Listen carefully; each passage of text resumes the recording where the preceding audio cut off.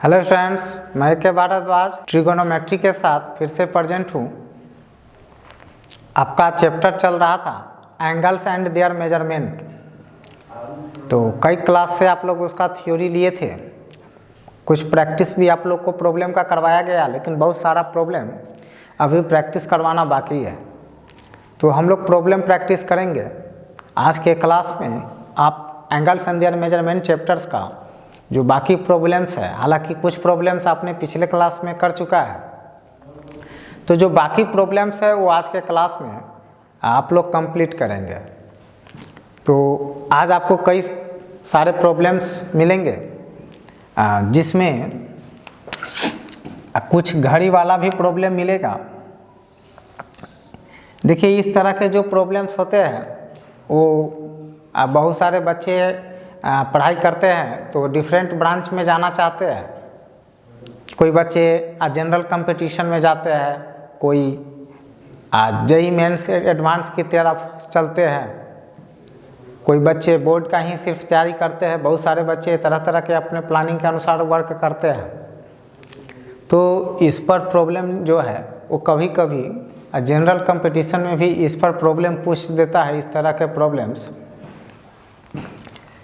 यहाँ पर अगर 12 है, यहाँ पर 6 है, यहाँ पर 3 है, यहाँ पर 9 है, 10 है, 11 है, 1 है, 2 है, 4 है, 5 है, 7 है, 8 है। तो जनरली जो आपके फर्स्ट चैप्टर में जो प्रॉब्लम दिया हुआ है, इस क्लॉक पर जो प्रॉब्लम दिया हुआ है, तो वह दिया हुआ है दो हैंड के बीच कितने एंगल बनते हैं, वो एंगल आपको बताना रहता है। आपको टाइम गिवन रहता है, और मिनट हैंड और आवर हैंड के बीच कितने एंगल बन रहा है, कितने डिग्री या रेडियन बन रहा है, ये आपको बताना रहता है। तो जनरली हम लोग जब मैथमेटिक्स की पढ़ाई करते हैं तो हैंड कहने का मीनिंग मिनट हैंड और आवर हैंड से होता है। तो सपोज करता हूँ कि ये आपका आवर हैंड है और यह आपका मिनट हैंड है। सपोज किया मैं ऐसा कुछ लुक मैंने फॉर्म किया, और ये दो हैंड के बीच एंगल क्या बन रहा है, कितने डिग्री बन रहा है, कितने रेडियन बन रहा है, इस पर प्रॉब्लम बनाना रहता है। अब पूछता भी है, तो इसके लिए थोड़ा जानना है। जैसे ये मिनट हैंड है, तो मैं इसके लिए मिनट हैंड के लिए मैं शॉर्ट वर्ड यूज करूँगा। मिनट हैंड को मैं MH लिख लूँगा, और आवर हैंड के लिए अब मैं क्या करूँगा, H और H लिख लूँगा। अब यहाँ पर मिनट हैंड जो है, minute hand makes 360 degree in 1 hour. Minute hand जो है वह 1 आवर में 360 डिग्री बनाता है।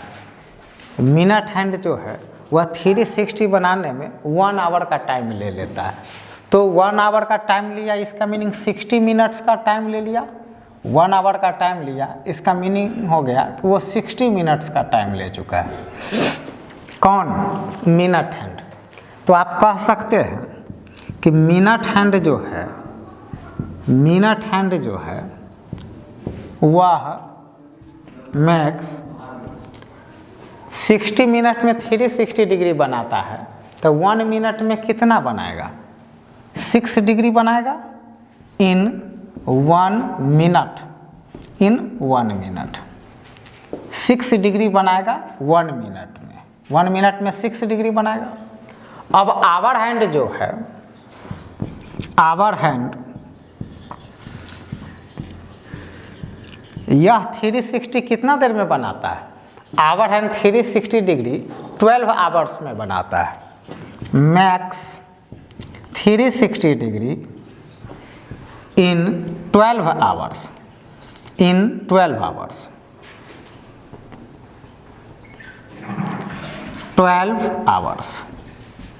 12 आवर्स में आवर हैंड जो है वह 360 डिग्री बनाता है। 360 डिग्री बनाने में 12 आवर्स टाइम ले लेता है आवर हैंड। तो 1 डिग्री में कितना बनाएगा? Hour hand makes 6 degree 6 degree नहीं 30 डिग्री, 12 से जब आप इसको डिवाइड करेंगे 360 को, 30 डिग्री इन 1 आवर, 1 आवर। तो ये आपको ध्यान देना है, मिनट हैंड 60 मिनट्स 1 आवर में 360 बनाते हैं, मिनट हैंड 1 मिनट में 6 डिग्री बनाएंगे, 60 से डिवाइड कर दिया। आवर हैंड 360 बनाने में 12 आवर्स लेते हैं, आवर हैंड 30 डिग्री बनाने में 1 आवर लेते हैं। तो इस पर प्रॉब्लम है, अब मैं प्रॉब्लम राइट करता हूँ। तो यहाँ पर प्रॉब्लम राइट है, पहले आप लोग रीड कर ले। The minute hand of A watch is 35 centimetre long, how far does its tip moves in 80 minutes. देखिए यहाँ ध्यान दीजिएगा, समझिएगा। कभी भी प्रॉब्लम को जब आप रीड करते हैं तो पहले उसको समझने का प्रयास करना है। हमेशा बहुत सारे बच्चे सॉल्यूशन के पीछे पड़े रहते हैं, जो ही प्रॉब्लम देखने से पहले ही सॉल्यूशन देख लेते हैं। पहले प्रॉब्लम को समझना है, उसका कॉन्सेप्ट आप समझ रहे हैं या नहीं, ये आपको ध्यान रखना है। कॉन्सेप्ट समझने का प्रयास करना है। अब यहाँ पर कह रहा है कि minute hand of A watch.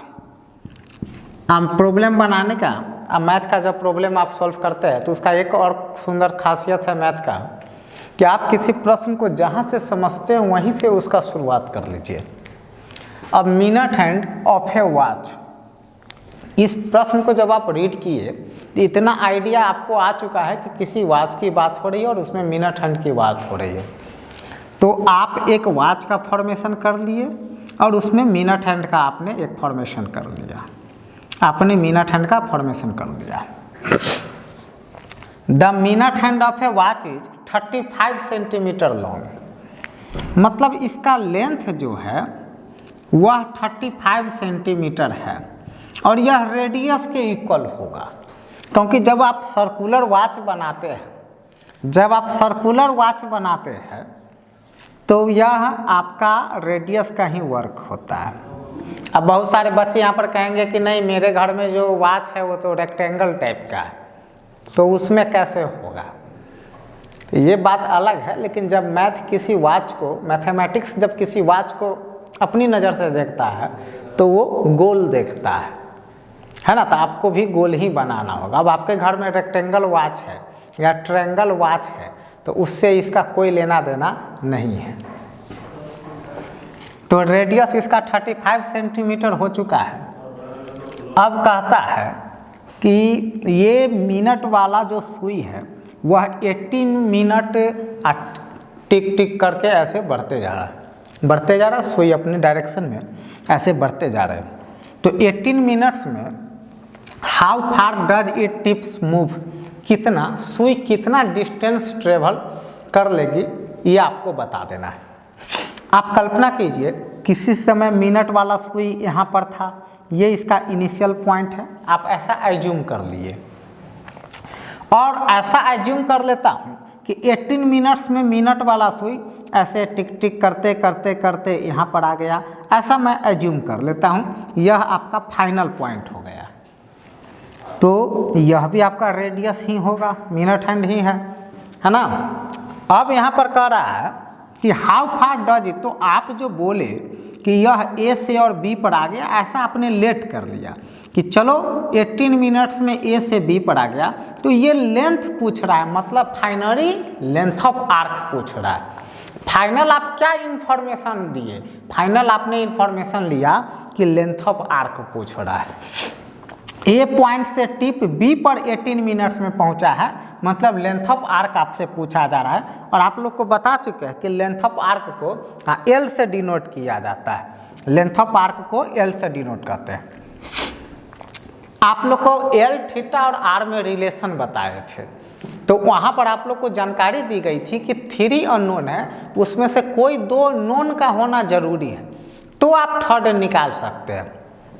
तो देखिए रेडियस की जानकारी तो मिल चुकी है, ये भी जानकारी में आ चुका है कि length of arc he unknown है, तो थर्ड ऑफ थीटा का नोन होना जरूरी हो गया, है ना।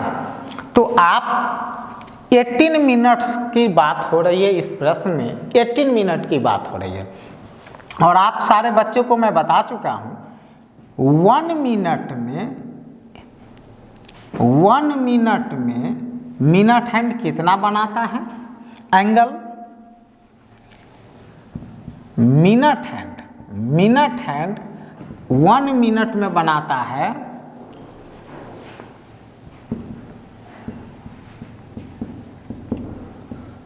6 डिग्री बनाता है, 6 डिग्री। तो आपके पास 18 मिनट्स है, तो therefore by minute hand in 18 minutes कितना बन जाएगा 18 × 6 इतना डिग्री हो जाएगा। आप इसको मल्टीप्लाई करेंगे कितना होगा इतना डिग्री हो जाएगा। लेकिन बताया था थीटा जब भी फार्मूला अप्लाई करते हैं तो थीटा रेडियन में होनी चाहिए, थीटा रेडियन में होनी चाहिए। तो आप इसे रेडियन में कन्वर्ट करने का प्रयास करेंगे। डिग्री से रेडियन में जाने के लिए π/180 से मल्टीप्लाई कर लेते हैं, इतना रेडियन हो गया। अब आप इसको सिंप्लीफाई कर लीजिए। 36 से आप 3 टाइम्स दे सकते हैं और 36 से आप 5 टाइम्स दे सकते हैं। फाइनली आपके पास थीटा का वैल्यू आ गया 3 × π, 3π डिवाइडेड बाई 5, इतना रेडियन थीटा आ गया। थीटा भी है और आर भी पता है, तो एल बराबर आप लोग को फॉर्मूला बताए थे। क्या बताए थे एल बराबर आप लोग को बताए थे थीटा × आर। तो देयरफॉर एल इक्वल हो जाएगा थीटा × आर। तो थीटा का वैल्यू आपके पास 3π/5 है और आर का वैल्यू कितना है आर है 35। आप इसको सिंप्लीफाई करेंगे कितना आ रहा है 21π आ रहा है, 21π। और साथ ही साथ यह भी बताए थे लेंथ ऑफ आर्क और रेडियस का यूनिट सेम होता है। इस प्रश्न में ऐसे प्रश्न में लेंथ ऑफ आर्क और रेडियस का यूनिट सेम होता है। तो रेडियस सेंटीमीटर में है तो लेंथ ऑफ आर्क भी सेंटीमीटर में ही होगा। मतलब ये आपका CM, यही आपका फाइनल आंसर है। तो 21π ये आपका फाइनल आंसर इस प्रॉब्लम का आ चुका है। ठीक है, नेक्स्ट प्रॉब्लम की तरफ चलते हैं। तो यहाँ पर प्रॉब्लम राइट है, प्रॉब्लम को रीड कर लेना है पहले। Find the angle between the minute hand and hour hand of a clock when the time is, first problem है 7:30 पोस्ट मेरिडियम PM और सेकेंड है 7:20 एंटी मेरिडियम AM। यहाँ ध्यान देना है, सबसे पहले फर्स्ट प्रॉब्लम की बात करेंगे। सॉल्यूशन फर्स्ट, कोई क्लॉक है और उसमें 7:30 को रिप्रेजेंट कर देना है। कोई क्लॉक है उसमें 7:30 को रिप्रेजेंट करना है। तो ये आपका 7 रहा, सपोज यहाँ पर 6 होगा, 7:30 है, ऐसा लगभग इस तरह से आपके क्लॉक का डिजाइन होगा, इस तरह से लगभग है ना। ये आपसे एंगल पूछ रहा है, दोनों के हैंड के बीच जो एंगल बना वो एंगल पूछ रहा है। तो टाइम जो गिवन है और टाइम है 7:30, यहाँ पर PM रहे या AM रहे उससे कोई लेना देना नहीं, क्योंकि 7:30 मॉर्निंग का टाइम हो या 7:30 इवनिंग का टाइम हो, एंगल का जो पोजीशन है उसमें कोई चेंजिंग नहीं आएगा। मेथड फर्स्ट की बात करते हैं। मेथड फर्स्ट, तो मेथड फर्स्ट में क्या करना है, एंगल को और मिनट को, जो एंगल दिया हुआ है आवर दिया हुआ है और जो मिनट दिया हुआ है, जो आवर दिया हुआ है और जो मिनट दिया हुआ है, तो इसको क्या करना है, इस मिनट को कंप्लीट आवर में कन्वर्ट कर देना है। इस मिनट को कंप्लीट आवर में कन्वर्ट कर देना है। तो 7 + 30 डिवाइडेड बाई 60, 7 + ½ इक्वल आ जाएगा 15/2, इतना आवर्स हो गया। अब आपको दोनों के बीच का एंगल निकालना है, मतलब थीटा निकालना है। मैग्नीट्यूड ले लेंगे, दोनों के बीच का एंगल बताना है, दोनों के बीच का एंगल बताना है, ये दोनों के बीच क्या बना।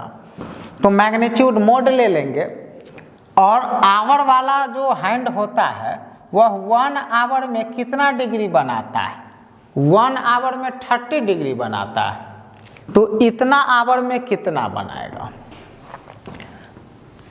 चूंकि आवर हैंड 12 आवर्स में 360 बनाता है, तो 1 आवर में 30 डिग्री बनाएगा, तो इतना आवर में कितना बनाएगा? इसमें 30 डिग्री से मल्टीप्लाई कर लेंगे, माइनस का साइन दे देंगे। मिनट वाला जो हैंड होता है वह 1 मिनट में 6 डिग्री बनाता है, तो 30 मिनट्स में कितना बनाएगा? 30 से 6 डिग्री में मल्टीप्लाई कर देंगे, यह हो गया। अब इसको आप सिंप्लीफाई कर लेंगे, 15 मल्टीप्लाई 15 225 डिग्री माइनस 180 डिग्री कितना आ रहा है? 45 डिग्री। यही आपका आंसर है। तो ये मेथड फर्स्ट था, ये मेथड फर्स्ट था। अब मेथड सेकंड देखेंगे। अब मेथड सेकंड आप लोग देखें। हाँ तो स्टूडेंट्स, इसी प्रॉब्लम का प्रॉब्लम नंबर फर्स्ट का आप लोग सॉल्यूशन देख रहे हैं, लेकिन अब मेथड सेकंड से आप लोग देखेंगे। देखिए, अभी मेथड फर्स्ट में आपको बताया, तो उसमें बताया कि मिनट को आवर में आप लोग कन्वर्ट कर लेंगे, लेकिन जब मेथड सेकंड का यूज करते हैं तो ये जस्ट लाइक फार्मूला आप लोग कह सकते हैं। इसमें मिनट को आवर में कन्वर्ट करने की ज़रूरत नहीं है। तो आपके पास 7:30 अब AM का है या PM का है, उससे कोई लेना देना नहीं है। एंटी मेरिडियम रहे या पोस्ट मेरिडियम रहे, उससे कोई लेना देना नहीं है। तो आप लोग क्या करेंगे, आवर जो आपका है 7 और 30 जो मिनट्स दिए हुए हैं, तो एक फार्मूला अप्लाई आप लोग करेंगे, theta equal half of mode दे देना है और 60x माइनस 11y, ये फार्मूला अप्लाई कर लेना है। तो यहाँ पर x जो है यह आवर है और y जो है यह आपका मिनट, यह आपका मिनट है। यह किसी भी इस टाइप के किसी भी प्रश्न के लिए ये अप्लाई हो सकता है। कोई भी प्रश्न हो, अगर मिनट हैंड और आवर हैंड के बीच आपको एंगल निकालना है तो ये फार्मूला आप अप्लाई कर सकते हैं, या पहले वाला जो मेथड बताया है वो भी आप अप्लाई कर सकते हैं। लेकिन फर्स्ट जो मेथड था उसमें मिनट को आवर में कन्वर्ट करना जरूरी हो जाता था, लेकिन इसमें ऐसा कुछ भी नहीं है। तो थीटा इक्वल हो जाएगा हाफ ऑफ, मोड दे देना है 60 इंटू एक्स, आवर 7 है, माइनस 11 इंटू मिनट मतलब y 30 है, इतना डिग्री हो चुका है। तो थीटा इक्वल हो जाएगा हाफ ऑफ 420 माइनस 330 का मोड है। इसको आप सिंप्लीफाई करेंगे, थीटा इक्वल आ जाएगा हाफ ऑफ, यह कितना आ रहा है? यह आ रहा है 90 डिग्री आ रहा है, यह आपका 90 डिग्री आ रहा है 70, तो 400 प्लस 20 90, इसको सिंप्लीफाई कर लेंगे 45 डिग्री। तो इस तरह से भी आंसर आपका 45 डिग्री आ चुका है। इसी तरह के प्रश्न ये है, इसी तरह का प्रश्न है, सेल्फ ट्राई कर लेना है। ये प्रश्न आपके बुक्स में भी दिए रहते हैं। 100 डिग्री आपका आंसर आ जाएगा, 100 डिग्री इस प्रश्न का आंसर आ जाएगा। दोनों मेथड से आप ट्राई कर सकते हैं, दोनों मेथड से आंसर सेम आएगा। मेथड कभी भी आंसर डिफर नहीं करेगा, दोनों मेथड से आंसर सेम आता है। ठीक है, अब हम लोग नेक्स्ट प्रॉब्लम पर चलते हैं। चलिए, तो यहाँ पर प्रॉब्लम राइट है, कहता है if a train is moving on the circular path of 1500 metre radius at the rate 66 kilometre per hour, find the angle in radian if it has in 10 seconds. मतलब पहले कोई ट्रेन है जो circular path पर move हो रहा है, तो आप एक सर्कुलर पाथ बना चुके हैं, इस पर कोई ट्रेन मूव हो रहा है। सर्कुलर पाथ का रेडियस गिवन है 1500 मीटर, ये आपका रेडियस गिवन है, r इक्वल 1500 मीटर आपका गिवन है। यहाँ पर कह रहा है कि इसे जो ट्रेन मूव कर रही है वह इस स्पीड से मूव कर रही है, 66 किलोमीटर पर आवर के स्पीड से मूव कर रहा है। Find the angle in radian if it has 10 seconds. आपको एंगल फाइंड करना है, 10 सेकेंड्स में जो डिस्टेंस उसके द्वारा जो ट्रेवल हो उस स्पीड से, ट्रेन उस स्पीड से डिस्टेंस ट्रेवल कर रही है, तो 10 सेकेंड में जो उसके थ्रू जो डिस्टेंस ट्रेवल हुआ उसके हेल्प से और इस रेडियस के हेल्प से आपको एंगल निकालना है। सपोज करते हैं कि यहाँ पर ट्रेन है और 10 सेकेंड्स में वो इसी स्पीड से 66 किलोमीटर पर आवर वाला ही स्पीड से, इसी स्पीड से सपोज करते हैं कि ट्रेन 10 सेकेंड में यहाँ से चलते चलते यहाँ पर आ गया, ऐसा मैं मान लेता हूँ, ऐसा मान लेता हूँ, ठीक है। मतलब इस डायरेक्शन में ट्रेन मूव हो रही है। तो आपसे कह रहा है कि एंगल बतावे, रेडियन में बताना है। सबसे पहले आप क्या करेंगे, देखिए यहाँ पर जो स्पीड जो दिया हुआ है, स्पीड दिया हुआ है, क्या दिया हुआ है, 66 किलोमीटर पर आवर दिया हुआ है। तो आप लोग क्या करेंगे कि इसको मीटर पर सेकंड में कन्वर्ट कर ले, क्योंकि 10 सेकंड्स का यूज करना है। मतलब आप ये जान लें कि 1 सेकंड में कितना मीटर जाता है। तो इसको हम लोग बेसिक सिंप्लीफाई करते हैं, जो छोटे क्लास में बच्चे लोग करते हैं। 66 किलोमीटर जा रहा है 1 आवर में जा रहा है, 1 किलोमीटर 1 आवर में 66 किलोमीटर जा रहा है। तो मतलब हो गया कि 66 इंटू 1000 कर लेंगे तो इतना मीटर हो गया। 1 आवर है तो उसको सेकेंड्स में कन्वर्ट कर लेंगे, इतना कन्वर्ट कर लेते हैं तो कितना आ जाएगा, 3600 इतना हो जाएगा। इसको सिंप्लीफाई कर लीजिए, 00 से 00, 6 से इसको कैंसिल कर लीजिए, 6 से इसको कैंसिल कर लीजिए, कितना आ रहा है 110/6 मीटर पर सेकेंड आ गया। यानी 1 सेकेंड में इतना मीटर हो गया, 1 सेकेंड में 1 सेकेंड में इतना मीटर हो गया। आपको 10 सेकेंड तक का डिस्कस कर लेना है, तो इसको एक्सप्लेन कर लीजिए। इन 1 सेकेंड 1 सेकेंड में यह हो गया है 10/6 मीटर। यहीं से समझने वाला बात आ गया। इन 10 सेकेंड,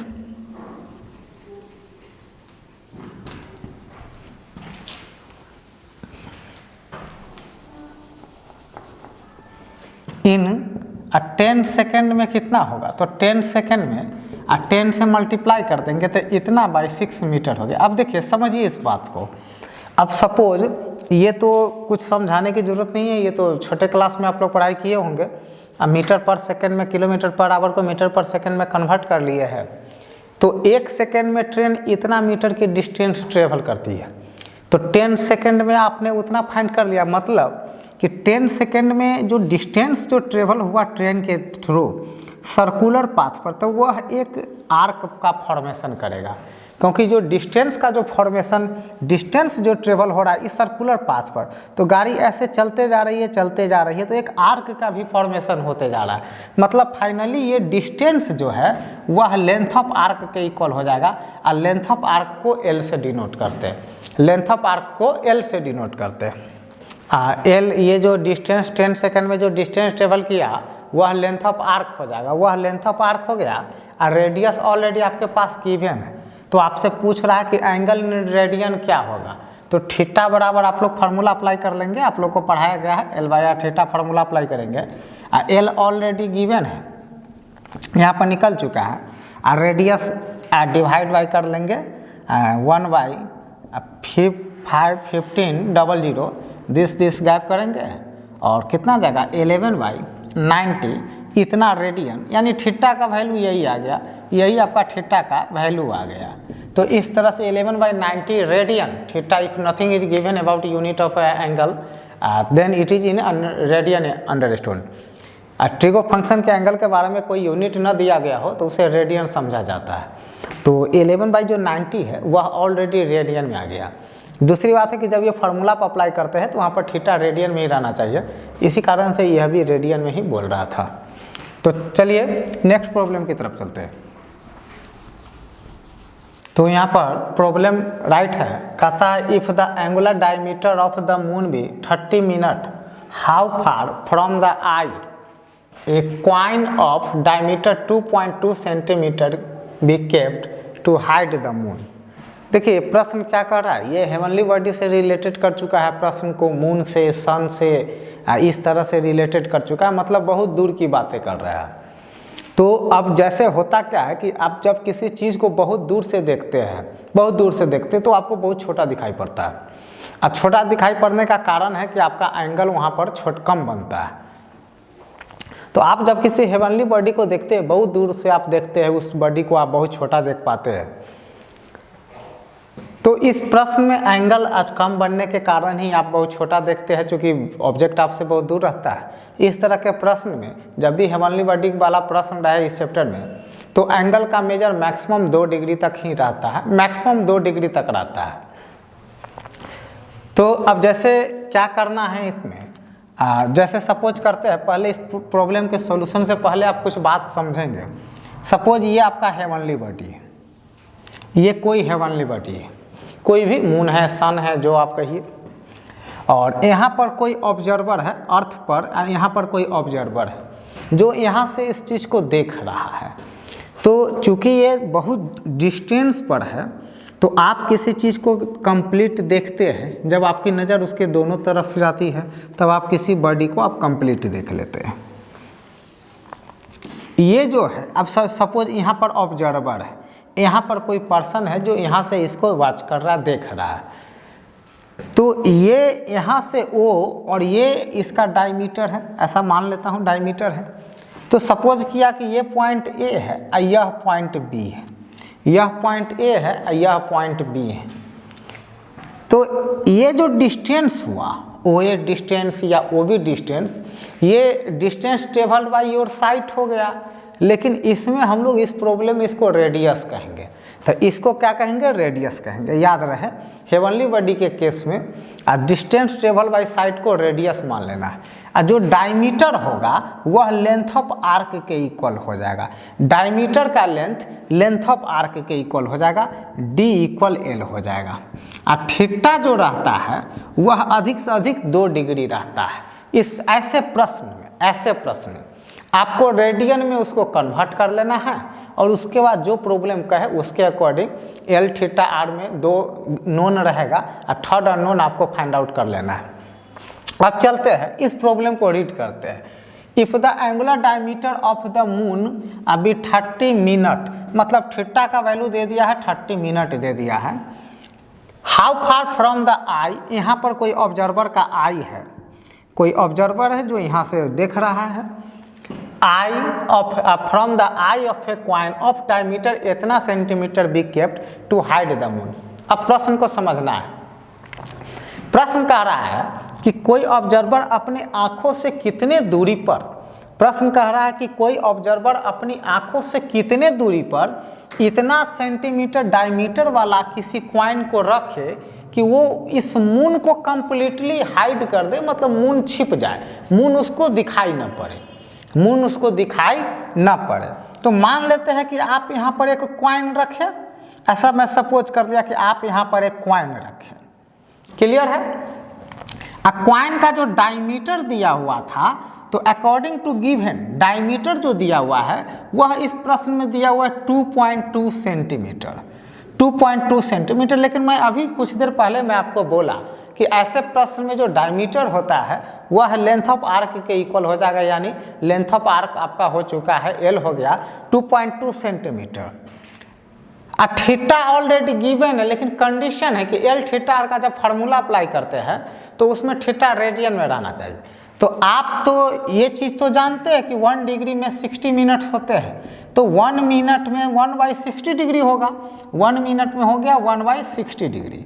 तो यहाँ से आप क्या करें कि 30 मिनट, वैसे भी आप हाफ कह सकते थे, और जब कैलकुलेशन यहाँ पर सिंपल है, 60 मिनट में जब 1 डिग्री होता है तो 30 मिनट में हाफ डिग्री, ऐसे भी कह सकते हैं, या आप ऐसे फॉर्मेलिटी भी आप कर सकते हैं। तो यहाँ पर 30 मिनट है, तो 30 मिनट में ये हाफ डिग्री हो जाएगा, इतना डिग्री। लेकिन आपको पता है कि इससे यह रेडियन में रहना चाहिए, ये जो थीटा जो यहाँ पर होता है वह रेडियन में रहना चाहिए। तो डिग्री को रेडियन में कन्वर्ट करने के लिए क्या बताए थे, π/180 से मल्टीप्लाई कर लेंगे। दैट मीन्स थीटा का मेजर हो गया π/360, यह थीटा का मेजर हो गया, लेकिन रेडियन में हो गया। अब आपके पास थीटा की भी जानकारी है और आपके पास एल की भी जानकारी है, तो आर आपसे पूछ रहा है, तो अब आप आर फाइंड आउट कर ले।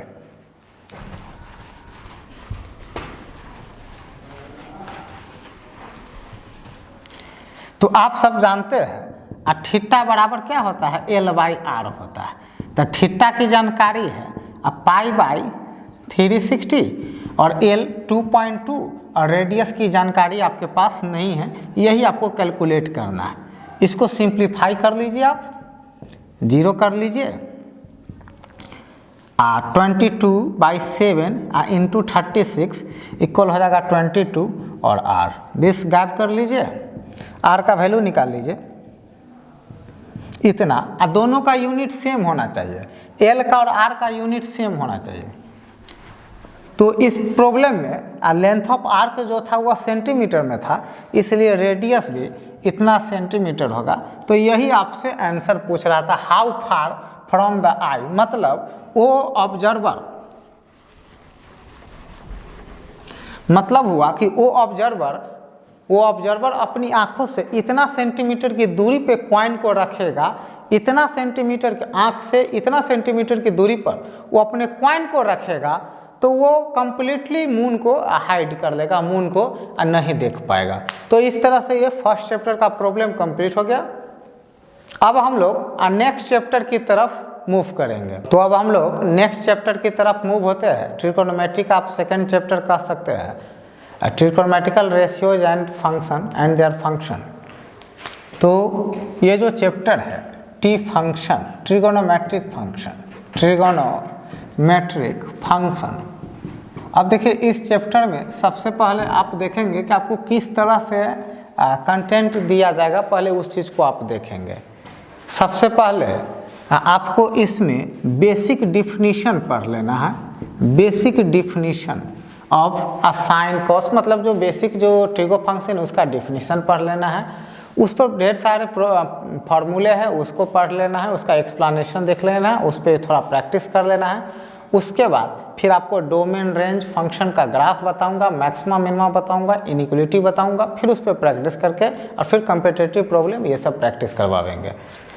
तो हम लोग पहले अब बेसिक ट्रिगो फंक्शन के बारे में देखते हैं। अब बेसिक ट्रिगो फंक्शन में 6 बेसिक ट्रिगो फंक्शन आते हैं, साइन आते हैं, कॉस आते हैं, टेन आते हैं एंड देयर रेसिप्रोकल आते हैं। उस 6 में भी सबसे मेन बेसिक में आ जाता है साइन कॉस आता है, और इसी से फिर अगला सारे का फॉर्मेशन हो जाता है। तो 6 basic trigo function, 6 basic trigo function, trigo function ये आपका है, साइन है, साइन है, कोसाइन है, साइन थीटा कह सकते हैं, कोसाइन कॉस थीटा कह सकते हैं, टेंजेंट टेन थीटा कह सकते हैं, कोटेंजेंट कॉट थीटा कह सकते हैं, सेकेंड सेक थीटा कह सकते हैं, कोसेकेंड कॉसेक थीटा कह सकते हैं। कॉसेक थीटा को CSC थीटा भी लिखा जाता है, CSC थीटा, लेकिन रीड किया जाता है कॉसेक थीटा, रीड किया जाता है कॉसेक थीटा। लिखेंगे शॉर्टकट में CSC थीटा लिखेंगे, लेकिन रीड करते हैं कॉसेक थीटा। तो इसके डिफिनीशन के बारे में हम लोग पहले पढ़ेंगे, इसका डिफिनीशन पढ़ेंगे। Definition of 6 basic trigo function, 6 basic trigo function, trigo function मतलब ट्रिगोनोमेट्रिक फंक्शन। अब देखिए इसके बारे में हम लोग 2 फेज में डिफिनीशन पढ़ेंगे। एक बार चूंकि आप छोटे क्लास से पढ़ते आ रहे हैं, राइट ट्रायंगल के हेल्प से आप इसको पढ़ते आ रहे हैं, तो एक बार हम लोग इसका डिफिनीशन राइट ट्रायंगल के लिए पढ़ेंगे। लेकिन ट्रिगो में एंगल, राइट ट्रायंगल का जो एंगल होता है, जो थीटा होता है, तो वह 0 और 90 के बीच में मूव करता रहता है। लेकिन जब आप ट्रिगोनोमेट्री की पढ़ाई करते हैं तो आपको पता होनी चाहिए एंगल बहुत बड़ा भी हो सकता है, बहुत छोटा भी हो सकता है, मतलब हम लोग को राइट ट्रायंगल के बाहर भी निकलना पड़ेगा। तो पहले फर्स्ट फेज में हम लोग राइट ट्रायंगल के हेल्प से पढ़ लेते हैं, और फिर सेकेंड फेज में दूसरे ऑल रियल के लिए पढ़ेंगे। तो definition of 6 basic trigo function first पढ़ेंगे। व्हेन थीटा, थीटा का मीनिंग कोई एंगल, उसका एंगल, अब थीटा ले सकते हैं, अल्फा, इशारे से अल्फा हो गया, बीटा हो गया, गामा हो गया, डेल्टा हो गया, फाई हो गया, साई हो गया, थीटा हो गया। ये सारे से आप बच्चे लोग एक्स से भी एंगल को नोट कर लेते हैं, तो ये सारे से आप एंगल को नोट कर सकते हैं। लेकिन ट्रिगो में आप देखे होंगे कि हर जगह मैक्सिमम जो पॉपुलर सिंबल ट्रिगो में हुआ है वह थीटा है, और थीटा के अलावा और चीज़ की आवश्यकता होती है। तो आप अल्फा ले ले, बीटा ले ले, अब फाई ले ले, एक्स भी आप ले सकते हैं। तो इस तरह से कोई भी सिंबल आप लोग ले लेंगे। ये साइन थीटा है, ये कॉस थीटा, इसको डिटेल में कोसाइन ऑफ एंगल थीटा, इसको साइन ऑफ एंगल थीटा, इसको cosine of angle theta, short में कॉस थीटा बोलते हैं। इसको tangent of angle theta, short में टेन थीटा बोलते हैं। इसको को टेंजेंट ऑफ एंगल थीटा, इसको कॉट थीटा बोलते हैं। इसको सेकेंड ऑफ एंगल थीटा, इसको सेक थीटा बोलते हैं। इसको को second of angle theta, cosec theta बोलते हैं शॉर्टकट में। तो यहाँ पर जो definition of 6 basic trigo function है, सबसे पहले व्हेन थीटा बिलोंग्स 0 से और π/2 के बीच में, यहाँ पर ओपन इंटरवल है। ओपन इंटरवल ये सेट में आप लोग को पढ़ना है, सेट थ्योरी में ओपन इंटरवल के बारे में। ओपन इंटरवल का मीनिंग हो गया, इसको आप ऐसे भी राइट कर सकते हैं, डैट इज कि थीटा जो है वो 0 से बड़ा है लेकिन 90 से छोटा है। तो आप क्या करें कि यहाँ पर एक राइट एंगल का फॉर्मेशन कर लें। राइट एंगल का आप फॉर्मेशन कर लें। ये आपका राइट एंगल है, ये आपका कोई एंगल थीटा है, यह मान लेता हूँ 90 डिग्री, यह ए है, यह बी है और यह सी है, मान लिया ऐसा।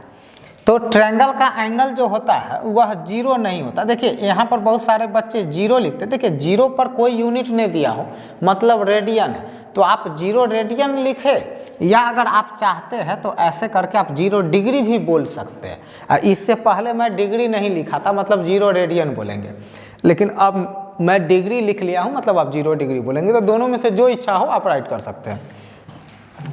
चूंकि राइट ट्रायंगल में एक जगह यह 90 हो चुका है, तो अब दूसरा 90 तो उस ट्रायंगल में नहीं होगा, तो थीटा 90 भी नहीं होगा।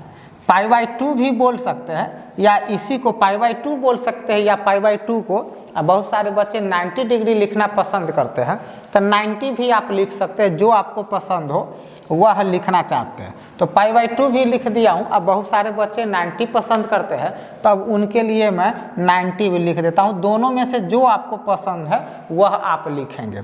आप चाहते हैं π/2 रखना तो वो रखें, चाहते हैं 90 डिग्री लिखना तो वो रखें। क्योंकि ये सब चीज़ फर्स्ट चैप्टर में आपको सिखा चुका हूँ।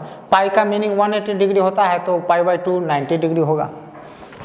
तो थीटा 0 डिग्री भी नहीं है, थीटा 90 डिग्री भी नहीं है, तो ये है क्या? तो ये 0 डिग्री से बड़ा है, 90 डिग्री से छोटा है। उसी को यहाँ पर लिखे है, यहाँ पर रेडियन में लिखे 0 रेडियन से बड़ा है और π/2 रेडियन से छोटा है। इसी को दूसरे शब्द में कह सकते हैं 0 डिग्री से बड़ा है, 90 डिग्री से थीटा जो है यह छोटा है। तो यहाँ पर साइन थीटा को डिफाइन किया जाता है, sine of angle theta. Sine theta इसको शॉर्ट में बोलते हैं, लेकिन डिटेल है साइन ऑफ एंगल थीटा। तो उतना डिटेल पढ़ने की ज़रूरत नहीं है। मैथ है, सिंबलों की पढ़ाई है, जितना संकेत में काम हो जाए उतना बेटर रहता है। तो साइन थीटा इसको बोलेंगे, इसको क्या रीड करेंगे? Sine theta. साइन थीटा, अब देखिए ट्रायंगल में जब आप ट्रिगो पढ़ते हैं तो ट्रिगो में ट्रायंगल का यूज तो होता ही है। ट्रिगो में ट्रायंगल का यूज होता है, लेकिन सबसे ज़्यादा जो यूज होता है वो राइट ट्रायंगल का यूज होता है। सबसे ज़्यादा यूज होता है राइट ट्रायंगल का होता है। ऐसा नहीं है कि अब राइट ट्रायंगल का ही सिर्फ यूज होता है, लेकिन मेनली राइट ट्रायंगल का ज़्यादा यूज होते रहता है। तो साइन थीटा बराबर होगा, अब यहाँ पर इस जो यहाँ पर जो एंगल बना, तो एंगल से जो बहुत दूर है, एंगल से जो बहुत दूर है उसको परपेंडिकुलर बोलेंगे। एंगल से जो बहुत दूर साइड हो चुका है उसको परपेंडिकुलर बोलेंगे। आप इसको P बोलेंगे शॉर्ट में। और जिस पर 90 बना, जो परपेंडिकुलर लाइन जिस साइड पे आके बना, उस साइड को बेस बोलेंगे। आप शॉर्ट में उसे B बोल सकते हैं। और जो सलेंट लाइन है, या आप ऐसे कह सकते हैं कि परपेंडिकुलर और बेस के अलावा जो तीसरा जो साइड है उसको आप हाइपोटेनस बोलेंगे। हाइपोटेनस बोलेंगे। कुछ बच्चे लोग हाइपोटेन्यूस भी पढ़ते हैं, H इसको H से असेंबल देते हैं।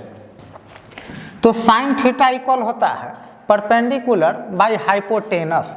परपेंडिकुलर बाय हाइपोटेनस, इस फिगर में AB बाई AC कह सकते हैं, क्योंकि जो हाइपोटेनस जो है उसको मैंने AC से रिप्रेजेंट कर लिया है और यहाँ पर मैंने B लिया है। तो मेरे अकॉर्डिंग टू मेरे फिगर के अकॉर्डिंग यह AB बाई AC हो जाएगा। That means perpendicular by hypotenuse हो जाएगा। कॉस थीटा जो होता है, कॉस थीटा वह होता है बेस बाई हाइपोटेनस। तो base according to my figure, मेरे फिगर में बेस को मैंने बेसी से डिनोट किया है, तो BC base by hypotenuse AC। अब बेस को आप B शॉर्ट में डिनोट करेंगे, हाइपोटेनस को H डिनोट करेंगे।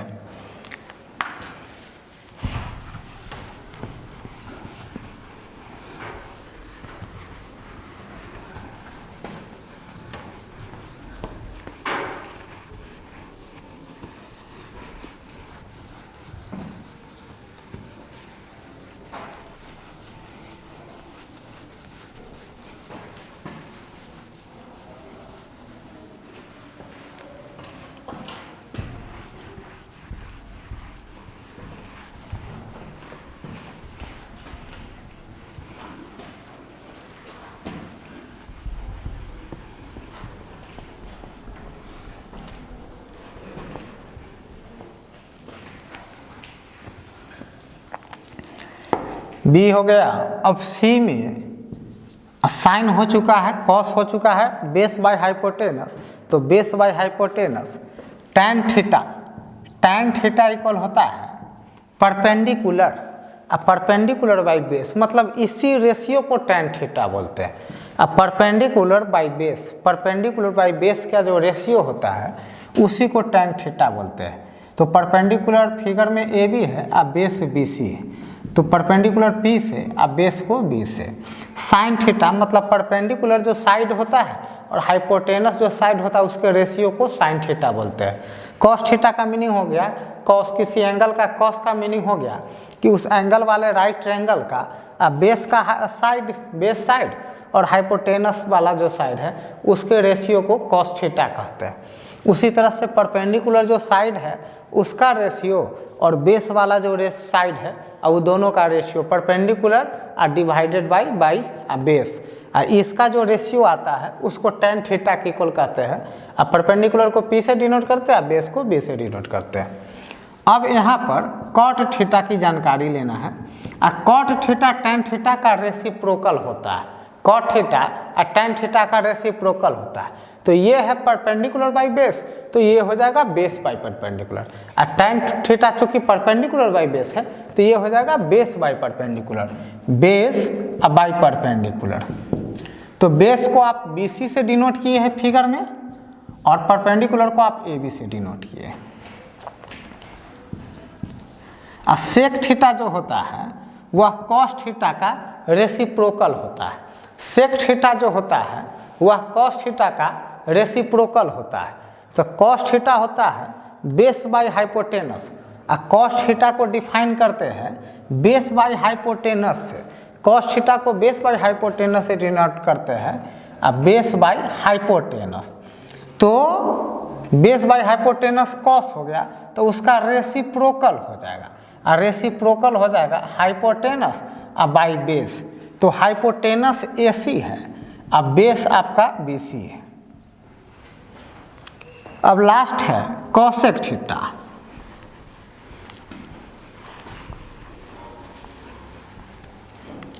F नंबर है कॉसेक थीटा। तो कॉसेक थीटा होता है साइन का रेसिप्रोकल।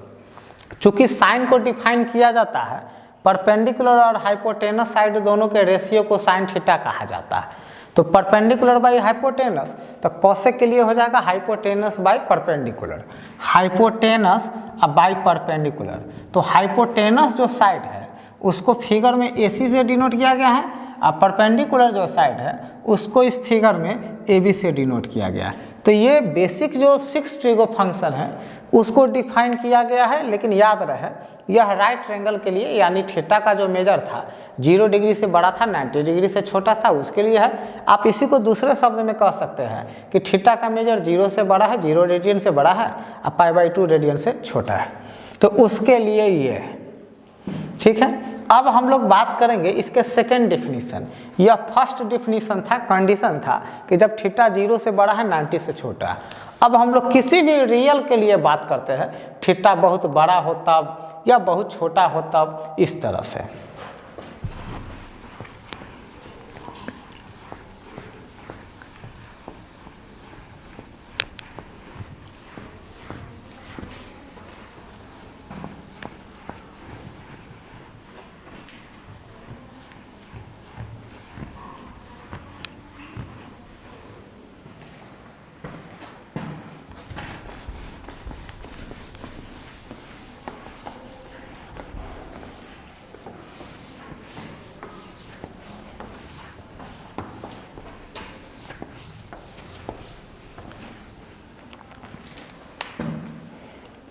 डिफिनीशन सेकेंड इसको कह सकते हैं, when theta belongs minus infinity से प्लस इन्फिनिटी ओपन इंटरवल में। माइनस इन्फिनिटी एक सिंबल है जो हर रियल नंबर से छोटा होता है। Minus infinity is not a real number but it is very small compare then any real number, however small. कितना भी छोटा कोई रियल नंबर क्यों ना हो, और वो सबसे छोटा होता है। उसी तरह से प्लस इन्फिनिटी कोई रियल नंबर तो नहीं है, यह एक सिंबल है, लेकिन यह हर रियल नंबर से बड़ा होता है। Plus infinity is not a real number, it is a symbol but it is greater than any real number, how ever large. कितना भी बड़ा कोई रियल नंबर क्यों ना हो, सबसे बड़ा प्लस इन्फिनिटी होता है, और कितना भी छोटा कोई रियल नंबर क्यों ना हो, सबसे छोटा माइनस इन्फिनिटी होता है। आप इसको ऐसे कह सकते हैं, दैट इज थीटा जो है माइनस इन्फिनिटी से बड़ा है और प्लस इन्फिनिटी से छोटा। आप इसको तीसरे शब्द में ऐसे भी कह सकते हैं, थीटा दुनिया का कोई रियल नंबर है। यह सिंबल को बिलोंग्स बोलते हैं, सेट में आप लोग को पढ़ना है, यह बिलोंग्स बोला जाता है, यानी theta belongs set of real. Capital R का मीनिंग हुआ सेट ऑफ रियल, और रियल नंबर के परिवार से थीटा बिलोंग्स कर रहा है।